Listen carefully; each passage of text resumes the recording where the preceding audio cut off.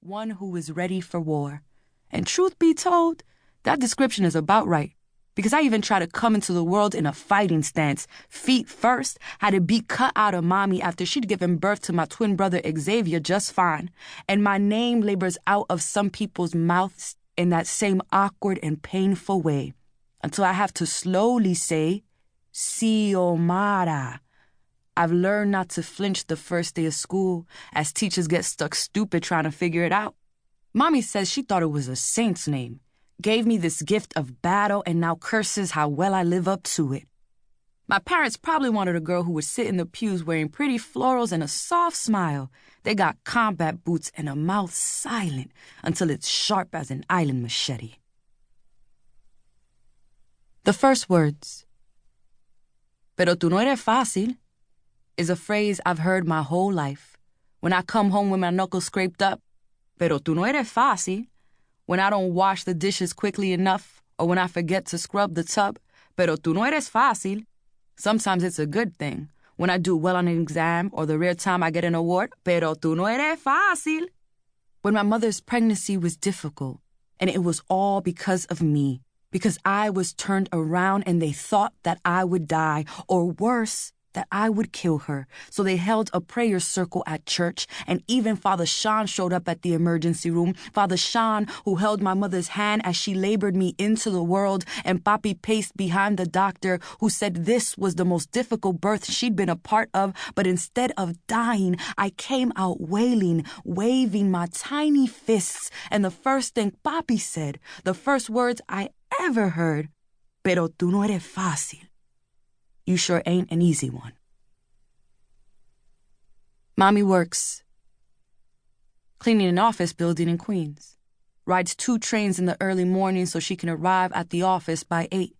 She works at sweeping and mopping, emptying trash bins and being invisible. Her hands never stop moving, she says, her fingers rubbing the material of plastic gloves like the pages of her well-worn Bible.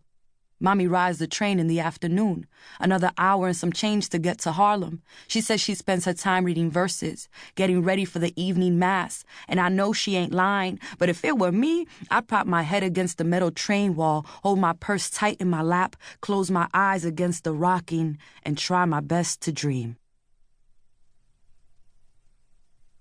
Tuesday, August 28th, confirmation class.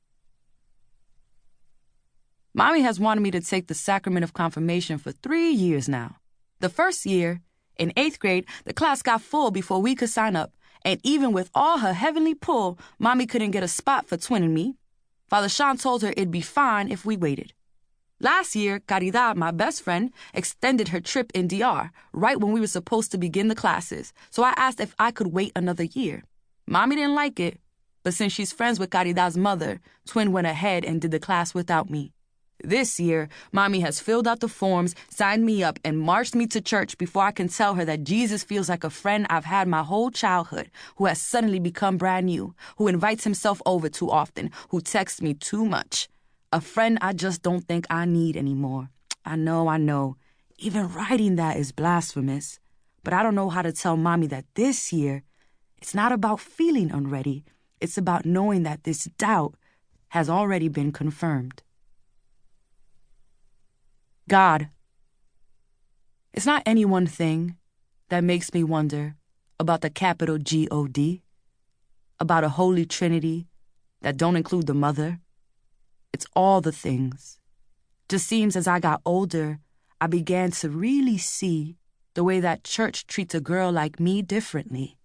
Sometimes it feels all I'm worth is under my skirt and not between my ears. Sometimes I feel that turning the other cheek could get someone like my brother killed. Sometimes I feel my life would be easier if I didn't feel like such a debt to a God that don't really seem to be out here checking for me. Mommy, I say to her on the walk home. The words sit in my belly, and I use my nerves like a pulley to lift them out of my mouth. Mommy, what if I don't do confirmation? What if I waited a bit for...